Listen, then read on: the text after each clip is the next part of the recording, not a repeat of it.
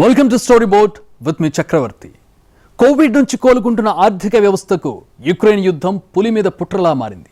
దీంతో ప్రపంచం మళ్లీ మాంద్యం దిశగా వెళ్లే సూచనలున్నాయి. 1930లో వచ్చిన మహామాంద్యం తరహా సంక్షోభం రావచ్చున్న అంచనాలు భయపెడుతున్నాయి. ఇప్పటికే పలు దేశాల్లో భారీగా పెరిగిన ద్రవ్యోల్బణం, అమెరికాలో వేల సంఖ్యలో ఉద్యోగాలు పోవడం మాంద్యానికి సంకేతాలే అంటున్నారు. చమురు సెగ, రష్యా యుక్రెయిన్ యుద్ధం ప్రపంచ ఆర్థిక వ్యవస్థను సంక్షోభంలోకి నెడుతున్నాయి. ప్రస్తుతం ప్రపంచ ఆర్థిక వ్యవస్థ మందగమనం దిశగా పయనిస్తోంది. అమెరికా, యూరోపియన్ యూనియన్ దేశాల్లో ద్రవ్యోల్బణం 40 ఏళ్ల గరిష్ట స్థాయికి చేరింది. భారత్లోనూ ఏప్రిల్ నెల ద్రవ్యోల్బణం 8 ఏళ్ల గరిష్ట స్థాయికి చేరింది. దేశంలో ధరలు మండిపోతున్నాయి. చమురు సెగ ఒకవైపు, గ్యాస్ రేటు మరొక వైపు భయపెడుతున్నాయి. ఇవి చాలదన్నట్టు నిత్యావసరాలు కూడా రోజుకో రకంగా పెరిగిపోతున్నాయి. ద్రవ్యోల్బణం కూడా వణికించేస్తోంది. ప్రజల కొనుగోలు శక్తి కూడా పడిపోయిందని ఎఫ్ఎంసీజీ కంపెనీల నివేదిక చూస్తుంటే మాంద్యం ముంచుకొచ్చే పరిస్థితి కనిపిస్తోంది. ప్రపంచవ్యాప్తంగా కూడా ఇవే పరిస్థితులున్నాయి. 2008 నాటి మాంద్యం కాదు, 1930 నాటి మహామాంద్యం తరహా ప్రమాదం పొంచి ఉందన్న హెచ్చరికలు అన్ని దేశాలని అల్లాడిస్తున్నాయి. అమెరికా నుంచి ఆఫ్రికా దాకా ఏ దేశం ఇక్కడ మినహాయింపు కాదు. ప్రతి చోట చిన్నవో పెద్దవో కష్టాలున్నాయి. అగ్రరాజ్యంలోనూ 50,000 ఉద్యోగాలు ఊడిపోయాయంటే పరిస్థితులు ఎలా ఉన్నాయో అర్థం చేసుకోవచ్చు. ఉక్రెయిన్పై రష్యా సైనిక చర్య చేపట్టడానికి సరిగ్గా 9 రోజుల ముందు ప్రపంచ బ్యాంకు మాంద్యం హెచ్చరికలు జారీ చేసింది. అభివృద్ధి చెందుతున్న 69 దేశాలు అప్పుల ఊబిలో కూరుకుపోయినట్టు తెలిపింది. $1,100 కోట్ల అప్పు బకాయి పడినట్టు ప్రపంచ బ్యాంకు తెలిపింది. ఇది ఆయా దేశాల ఆర్థిక వ్యవస్థను పూర్తిగా దెబ్బతీస్తుందని ఆందోళన వ్యక్తం చేసింది. ఆ తర్వాత 9 రోజులకే ఉక్రెయిన్పై రష్యా దాడికి దిగింది. ప్రపంచ మార్కెట్లు స్తంభించిపోయాయి. భారీగా చమురు, ఆహార కొరత నెలకొంది. ఫలితంగా చిన్న చిన్న దేశాలపై భారీ ప్రభావం పడింది. ఉక్రెయిన్ రష్యా యుద్ధంతో 107 దేశాల్లో పరిస్థితులు విషమిస్తున్నట్టు మార్చిలోనే ఐక్యరాజ్యసమితి ఆందోళన వ్యక్తం చేసింది. ఆయా దేశాల్లో ఆహార కొరత, ఇంధన ధరల పెరుగుదల, ఆర్థిక కష్టాలు మొదలవుతాయని వెల్లడించింది కూడా. దీంతో 107 దేశాలకు చెందిన 170 కోట్ల జనాభా అంటే ప్రపంచ జనాభాలో 5వ వంతు ప్రజలు కష్టాలకు గురికాబోతున్నట్టు ఐక్యరాజ్య సమితి స్పష్టంగా చెప్పింది. సన్నిగి పెరిగిపోయి దాదాపు అన్ని ఇండస్ట్రీస్ మనకి ఇన్పుట్ కాస్ట్ అనేది బాగా పెరిగిపోయింది. తద్వారా ఇన్ఫ్లేషన్ అనేది మనకి బాగా పెరిగిపోయింది. సో ఇప్పుడున్న పరిస్థితుల్లో కానీ గమనిస్తే మనకి మళ్ళీ కోవిడ్ అయిపోయింది. ఇప్పుడు మనం ప్రీ కోవిడ్ లాగా వచ్చేసాం అన్ని దేశాల్లో కూడా. ఇప్పుడు రియాలిటీ కానీ గమనిస్తే అక్కడ ఆ టైంలో వచ్చిన గ్రోత్ ఏదైతే ఉందో అది ఒక ప్రొడక్టివిటీ లేని గ్రోత్ అనమాట. ఇప్పుడు రియాలిటీ కానీ చూస్తే మనకి మళ్ళీ బ్యాక్ టు అన్ని దేశాలు మళ్ళీ గ్రోత్ అనేది తగ్గడం స్టార్ట్ అవుతున్నాయి. 107 దేశాల్లో 69 దేశాలను మాత్రం ఆహారం, ఇంధన ధరలు, ఆర్థిక కష్టాలు వణికిస్తాయని ఐక్యరాజ్య సమితి తెలిపింది. ఈ జాబితాలో 25 ఆఫ్రికా దేశాలు, 25 ఆసియా పసిఫిక్ దేశాలతో పాటు 19 లాటిన్ అమెరికా దేశాలున్నట్టు నివేదించింది. ప్రస్తుతం ఆర్థికంగా కుప్పకూలనున్న దేశాల్లో ఈజిప్టు ముందు వరుసలో ఉంది. ప్రపంచంలోనే అత్యధికంగా గోధుమలను దిగుమతి చేసుకుంటున్న దేశం ఈజిప్టే. ఈ దేశానికి గోధుమలను ఎగుమతి చేసేది ఉక్రెయిన్, రష్యా దేశాలే. ఈ 2 దేశాల సంక్షోభంతో గోధుమల సరఫరా నిలిచిపోయింది. ప్రస్తుతం ఈజిప్ట్లో ఉన్న గోధుమ నిల్వలు 3 నెలలకు మాత్రమే సరిపోతాయని అక్కడి ప్రభుత్వం తెలిపింది. ఈ నిల్వలు అయిపోతే ప్రజలు ఆకలితో అల్లాడాల్సిన పరిస్థితి నెలకొంది. ఆహార కొరతతో పాటు నిరుద్యోగం, మందగించిన ఆర్థిక వ్యవస్థతో కుదేలవుతోంది. ఈజిప్టు తరహా టునీషియాను కష్టాలు వెంటాడున్నాయి. ఈ దేశంలోనూ ద్రవ్యోల్బణం 7% పెరిగింది. $80 కోట్ల విదేశీ మారక ద్రవ్యలోటు నెలకొంది. ఇంధన ధరలు రికార్డు స్థాయిలో పెరిగాయి. దీంతో టునీషియా ప్రజలు శ్రీలంకలో మాదిరిగా ఆందోళన బాటపట్టే అవకాశం ఉంది. టునీషియా మార్గంలో లెబానాస్ పయనిస్తోంది. బీరుట్లో 2020లో జరిగిన పేలుడుతో లెబాస్ ధాన్యపు నిల్వలు పూర్తిగా నాశనమయ్యాయి. దీంతో నిత్యావసర ధరలు 11 రెట్లు పెరిగాయి. లెబనాస్ పౌండ్ విలువ 90% పడిపోయింది. పూర్తిగా ఉక్రెయిన్ గోధుమలపై ఆధారపడిన ఈ దేశం పరిస్థితి చూస్తే ఆందోళనకరంగా మారినట్టే.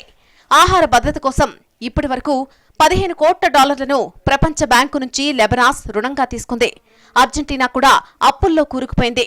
ఇప్పటి వరకు 9 సార్లు అప్పులను కట్టలేక చేతులెత్తేసింది. 10వ ఆ పరిస్థితి రాకుండా ఉండేందుకు అంతర్జాతీయ ద్రవ్యనిధి సంస్థ IMFను అర్జెంటీనా ఆశ్రయించింది. $4 కోట్ల రుణాన్ని మంజూరు చేయమని కోరింది. పూర్తి అప్పుల్లో కూరుకుపోయిన అర్జెంటీనా లాగానే ఎల్ సాల్వడార్, పెరూ దేశాలు కూడా విలువిల్లాడుతున్నాయి. ఈ దేశాల్లోనూ పెరిగిన ద్రవ్యోల్బణం, ఆహార కొరత, నిరుద్యోగం, మండుతున్న ధరలతో శ్రీలంక పరిస్థితులు తలెత్తే అవకాశం ఉందని నిపుణులు అంచనా వేస్తున్నారు. ఆఫ్రికా దేశాలైన ఘనా, ఇథోపియా, కెన్యా, దక్షిణాఫ్రికా దేశాల్లోనూ పరిస్థితులు విషమిస్తున్నాయి. టర్కీ కూడా ఆర్థిక సంక్షోభం దిశగా పయనిస్తోంది. ద్రవ్యోల్బణం 70% పెరిగింది. 50,000 టన్నుల గోధుమలను ఇటీవల భారత్ నుంచి దిగుమతి చేసుకుంది. ఆయా దేశాల్లో పరిస్థితులు విషమంగా మారుతున్నాయి. వచ్చే 12 నెలల్లో డజనుకు పైగా దేశాల్లో ఆర్థిక సంక్షోభం తలెత్తనున్నట్టు ప్రపంచ బ్యాంకు నివేదికలు వెల్లడిస్తున్నాయి. ఇది ఈ తరంలోనే అతిపెద్ద సంక్షోభంగా నిపుణులు విశ్లేషిస్తున్నారు. ప్రపంచవ్యాప్తంగా సగానికి పైగా దేశాలు అప్పుల్లో కూరుకుపోతున్నాయి. మన పొరుగున ఉన్న శ్రీలంక తర్వాత పాకిస్తాన్, మయన్మార్, నేపాల్ను కష్టాలు వెంటాడుతున్నాయి. ప్రపంచవ్యాప్తంగా ఆయా దేశాల్లో సంక్షోభం నెలకొనడానికి ప్రధానంగా స్థానిక పరిస్థితులు, కరోనా సంక్షోభం, తాజాగా తలెత్తిన ఉక్రెయిన్ రష్యా యుద్ధాలే కారణమని ఆర్థిక నిపుణులు విశ్లేషిస్తున్నారు. ఆయా దేశాల ఆర్థిక మాంద్యం ఎఫెక్టు కూడా భారత్ పైన పడబోతోంది. ఇప్పటికే దేశంలో బెంగాల్, ఆంధ్రప్రదేశ్, పంజాబ్, బీహార్ రాష్ట్రాలు లోటు బడ్జెట్తో కష్టాల్లో కూరుకుపోయాయి. సరైన చర్యలు తీసుకోకపోతే ప్రజలకు తీవ్ర కష్టాలు తప్పవని నిపుణులు హెచ్చరిస్తున్నారు. పెరిగిన ద్రవ్యోల్బణం, సరఫరా వ్యవస్థలో అంతరాయాలు, భౌగోళిక రాజకీయ ఉద్రిక్తతల నేపథ్యంలో భారత వృద్ధి రేటు అంచనాను ప్రపంచ బ్యాంక్ 8% నుంచి 7.5% తగ్గించింది. 2022-23 ఆర్థిక సంవత్సరానికి జీడీపీ అంచనాలో ప్రపంచ బ్యాంకు కోత పెట్టడం ఇది రెండోసారి. జనవరిలో ప్రకటించిన అంచనా కన్నా ఇది 1.2% తక్కువ. 2023-24 ఆర్థిక సంవత్సరంలో వృద్ధి రేటు మరింత క్షీణించి 7.1%గా నమోదవుతుందని కూడా అంచనా వేసింది. ప్రపంచం ఆర్థిక మాంద్యం దిశగా అడుగులు వేస్తున్నట్టు నిపుణులు ఆందోళన వ్యక్తం చేస్తున్నారు. మరోవైపు ఉక్రెయిన్ రష్యా యుద్ధం ఇప్పట్లో ఆగేలా లేదనే సంకేతాలు కలవరపెడుతున్నాయి. యుద్ధం ఇలానే కొనసాగితే మాత్రం పలు దేశాలు ప్రమాదంలో పడతాయని నిపుణులు హెచ్చరిస్తున్నారు. అధిక ద్రవ్యోల్బణం ప్రపంచ ఆర్థిక వ్యవస్థను షేక్ చేస్తోంది. అమెరికా, ఆస్ట్రేలియా, బ్రెజిల్, భారత్ ఇలా చాలా దేశాల్లో ఇప్పుడు ఇదే అతిపెద్ద సమస్య.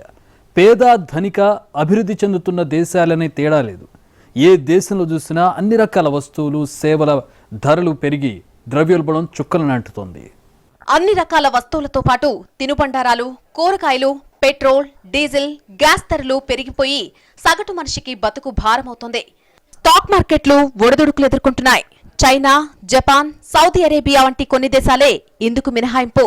మిగతా దేశాల ప్రభుత్వాలు, కేంద్ర బ్యాంకులు ఈ సమస్య నుంచి గట్టెక్కడానికి అన్ని రకాల ప్రయత్నాలు చేస్తున్నాయి. కోవిడ్ సమయంలో వ్యవస్థలోకి విడుదల చేసిన అధిక నగదును ఉపసంహరిస్తూ వడ్డీ రేట్లు పెంచుతున్నాయి. ద్రవ్యోల్బణ సమస్య అంటే ధరలు అదుపు లేకుండా పెరిగిపోవడమే. ఖర్చులు భరించలేక అన్ని వర్గాల ప్రజలు తీవ్రమైన ఆర్థిక ఇబ్బందులు ఎదుర్కొంటారు. అభివృద్ధి చెందిన 44 దేశాలను పరిశీలిస్తే అందులోని 37 దేశాల్లో ద్రవ్యోల్బణం గత 2 ఏళ్లలోనే రెట్టింపైంది. అమెరికాలో ద్రవ్యోల్బణం 40 ఏళ్ల గరిష్ట స్థాయికి చేరి కొన్ని నెలలుగా 8% పైనే నమోదవుతోంది. అమెరికా ప్రజలు గ్యాసోలిన్, నిత్యావసరాలకు అధిక ధరలు చెల్లించాల్సొస్తోంది. గ్యాసోలిన్, డీజిల్ పై ఫెడరల్ పన్నులను 3 నెలలు వాయిదా వేయాలని అధ్యక్షుడు బైడెన్ ఇటీవల కాంగ్రెస్ కు పిలుపునిచ్చారు. అమెరికా కేంద్ర బ్యాంకు కీలక వడ్డీ రేట్లను పెంచడం మొదలుపెట్టి ఉద్దీపన పథకాల్లో కోత అమలు చేస్తోంది. అందువల్ల ఏడాదికి లేదా 2 ఏళ్లలో మాంద్యం చోటు చేసుకుంటుందనే ఆందోళన వ్యక్తమవుతుంది.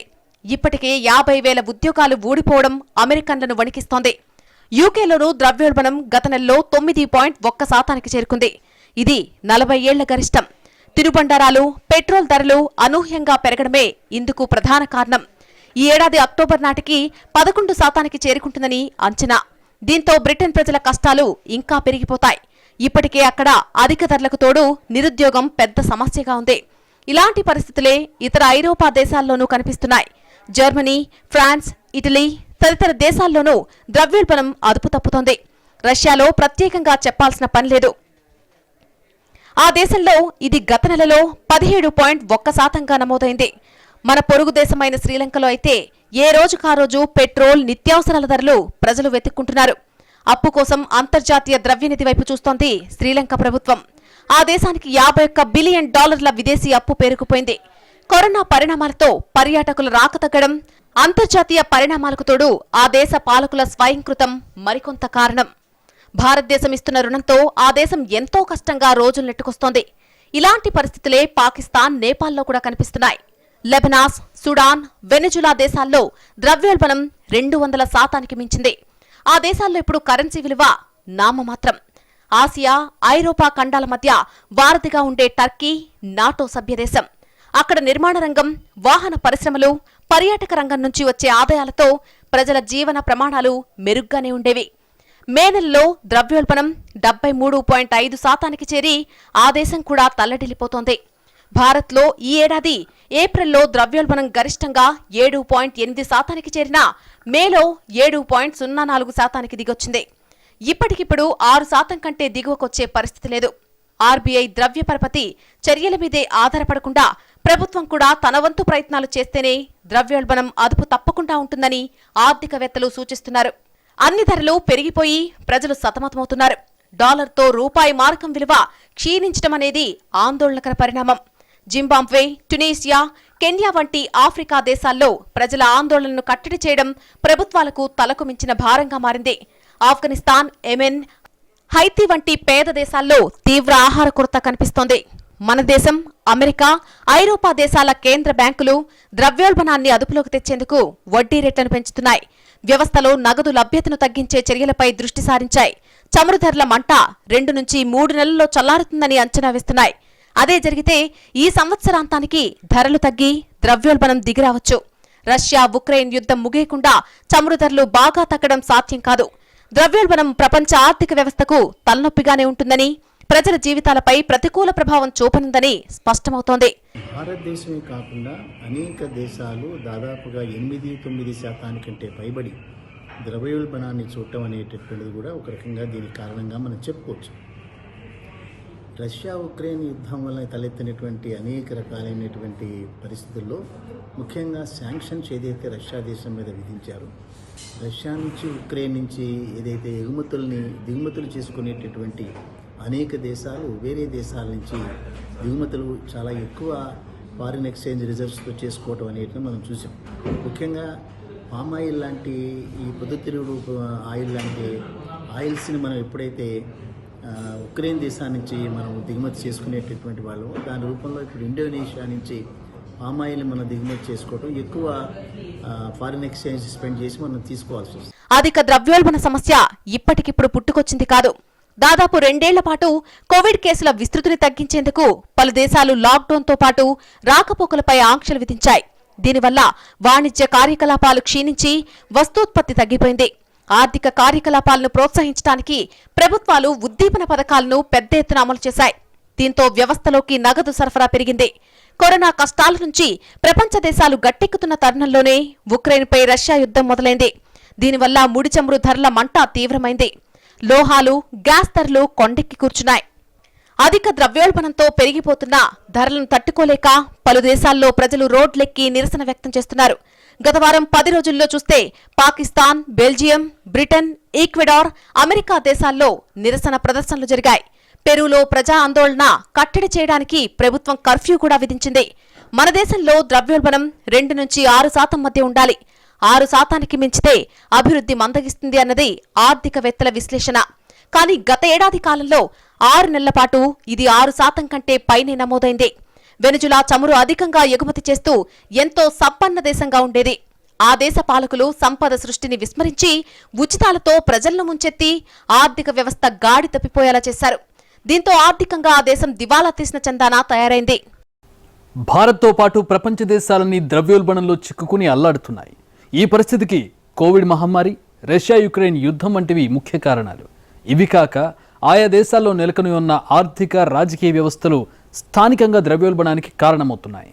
44 అభివృద్ధి చెందిన ఆర్థిక వ్యవస్థల నుండి డేటా విశ్లేషణ చూస్తే దాదాపు అన్నింటిలో కోవిడ్ మహమ్మారి ముందు నుండి వినియోగ వస్తువుల ధరలు గణనీయంగా పెరిగాయని అర్థమవుతుంది. బ్యూరో ఆఫ్ లేబర్ స్టాటిస్టిక్స్ తాజా నివేదిక ప్రకారం మేలో వార్షిక ద్రవ్యోల్బణం రేటు సూపర్ పవర్ అనుకుంటున్న అమెరికాలో 8.6%గా ఉంది. ఇక ఇతర దేశాల పరిస్థితి ఊహించొచ్చు. ఆర్థిక వ్యవస్థలో ద్రవ్యోల్బణం అనేది ఆర్థిక లావాదేవీలపై ప్రభావం చూపే సాధారణ విషయం. ప్రస్తుతం ద్రవ్యోల్బణంతో ప్రపంచ దేశాలు అల్లాడిపోతున్నాయి. 2001-2019లో సగటు వార్షిక ప్రపంచ ద్రవ్యోల్బణం 3.8%తో పోలిస్తే 2022లో అది 7.9%గా ఉంది. 2023 నాటికి 5.0%కి చేరుకుంటుందని అంచనా. మొత్తం మీద ఎక్కువ శక్తి వనరులపై ఆధారపడే దేశాలు 2022లో అధిక ద్రవ్యోల్బణ ప్రభావాలను అనుభవిస్తాయి. 2021-22 మధ్య ద్రవ్యోల్బణం అనేది 2021 మొదట్లో ప్రారంభమై ప్రపంచంలోనే చాలా ప్రాంతాల్లో పెరిగిపోయింది. దీనికి ప్రధానంగా కోవిడ్ వల్ల ఏర్పడిన సరఫరా కొంత కారణం. మహమ్మారి తగ్గుముఖం పట్టడంతో మంచి ఉద్యోగం, వేతనాల పెరుగుదల కారణంగా బలమైన వినియోగదారుల డిమాండ్ కూడా కారణమని భావిస్తున్నారు. 2008 తర్వాత మరోసారి ప్రపంచం ఆర్థిక మాంద్యం బాట పట్టనుందా? రానున్న 12 నెలల్లో ప్రపంచంలో ఉన్నటువంటి అగ్రరాజ్యాలు అలాగే పెద్ద దేశాలు ఏవైతే ఉన్నాయో ఇవన్నీ మరోసారి ఆర్థిక మాంద్యంలో కూరుకుపోతున్నాయా అనే టెన్షన్ ప్రస్తుతానికి అందరికీ నెలకొని ఉంది. ప్రస్తుతం ఉన్నటువంటి సంకేతాలు చూస్తున్నట్లయితే 2008 తర్వాత మరొక పెద్ద రెసిషన్ తప్పదు అన్నట్టుగా పరిస్థితులు ఉన్నాయి. దానికి ప్రధాన కారణంగా చెప్పుకోవాల్సింది ఏంటంటే, ఫస్ట్ కరోనా వచ్చింది, దాని తర్వాత అప్పుడప్పుడే కోరుకుంటున్న ఆర్థిక వ్యవస్థ మీద ఉక్రెయిన్ రష్యా యుద్ధం పెను ప్రభావం చూపించిందని చెప్పొచ్చు. ఈ రెండింటి దెబ్బకి ప్రపంచంలో ఉన్నటువంటి దేశాల్లో ఒక్కసారిగా కూడా ఇన్ఫ్లేషన్ అనేది పెరుగుతూ వచ్చింది. 2022 వరకు సరఫరా గొలుసు అంతరాయాలు కొనసాగుతున్నందున ద్రవ్యోల్బణం వాస్తవానికి ఊహించిన దానికంటే ఎక్కువ కాలం కొనసాగొచ్చని అంతర్జాతీయ ద్రవ్యనిధి జనవరిలో హెచ్చరించింది. ట్రేడింగ్ ఎకనామిక్స్ ప్రకారం అత్యధికంగా వెనిజులాలో 1198%, సుడాన్లో 340%, లెబనాన్స్లో 201%, సురినామ్లో 63%, జింబాబ్వేలో 60% ఉంది. అదేవిధంగా రువాండాలో 2%, చాంద్లో 0.5%, మాల్దీవుల్లో 0.2%, గాబస్లో 0.6%, జపాన్లో 0.6% అత్యల్ప ద్రవ్యోల్బణం నమోదైంది. ద్రవ్యోల్బణ సూచికలను 3 విధాలుగా వర్గీకరిస్తారు.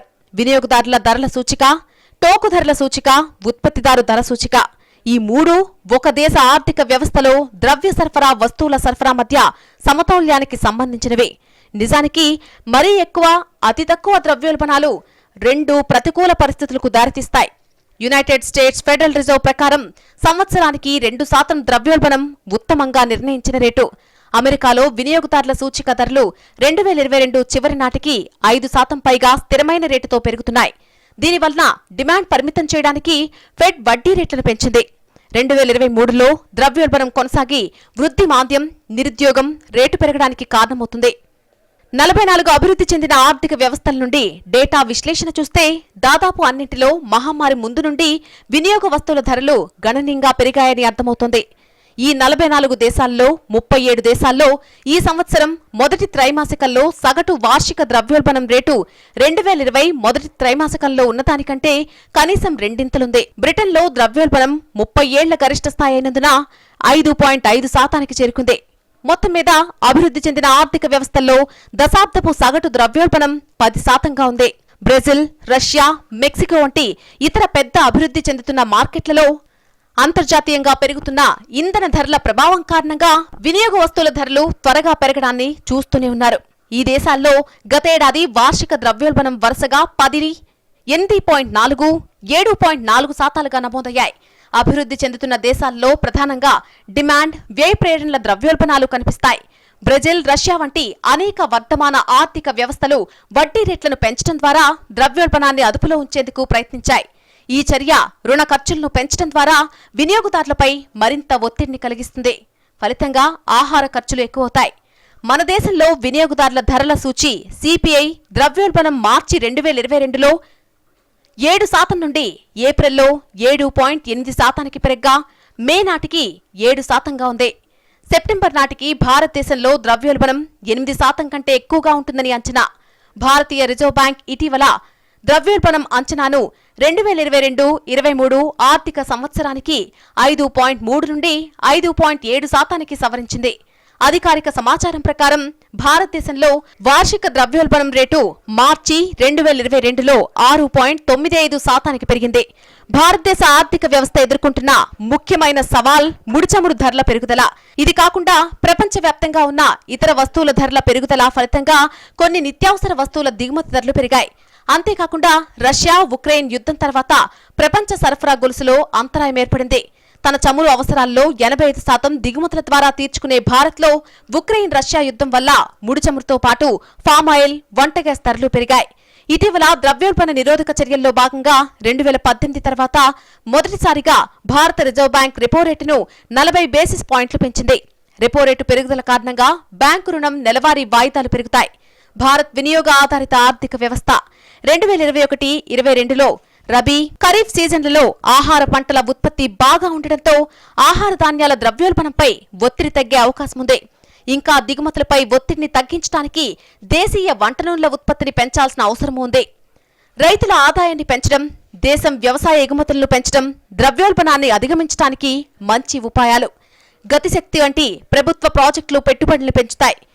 ముడి సరఫరాల భద్రతను నిర్ధారించడానికి, ఒకే ప్రాంతం నుండి చమురు దిగుమతులపై ఆధారపడే ప్రమాదాన్ని తగ్గించడానికి భారత్ పశ్చిమాసియా, ఆఫ్రికా, ఉత్తర దక్షిణ అమెరికాల నుండి పెట్రోలియం దిగుమతులను విస్తరించడంపై దృష్టి సారించింది. ఏ ఆర్థిక వ్యవస్థలోనైనా ద్రవ్యోల్బణం సాధారణం కాబట్టి ఆర్థిక వ్యవస్థ సజావుగా సాగేందుకు, ద్రవ్యోల్బణం ప్రభావాన్ని తగ్గించేందుకు ప్రభుత్వాలు ఎప్పటికప్పుడు సమీక్షలపై దృష్టి పెట్టి చర్యలు తీసుకోవాలి. ఇది వాళ్ళ story board. State into NTV.